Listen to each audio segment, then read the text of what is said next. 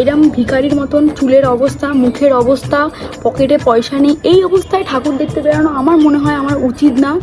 ঠিক আছে, আপনাদের অসংখ্য ধন্যবাদ যারা মহালয়ার পর দিন থেকে ঠাকুর দেখতে বেরিয়ে গেছেন। আর আপনাদের স্ট্যাটাস দেওয়ার জন্য আমার আজকে বাড়িতে বসে সমস্ত ঠাকুর দেখা কমপ্লিট।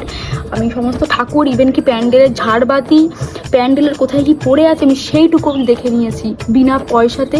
আর এটা চুলের কী অবস্থা, এটা একটা স্মুথনিং স্ট্রেটনিং আমি করাতে পারলাম না এই ভিখারির মতন চুল নিয়ে। আমি ঠাকুর দেখতে বেরাবোও না। আর আপনাদের কাছে আমি খুবই কৃতজ্ঞ, আপনাদের জন্য আমার সমস্ত ঠাকুর দেখা কমপ্লিট। মাইকও চালু হয়ে গেছে, আমি কোনোভাবে ভিডিও বানাতেও পারবো না। হ্যাঁ।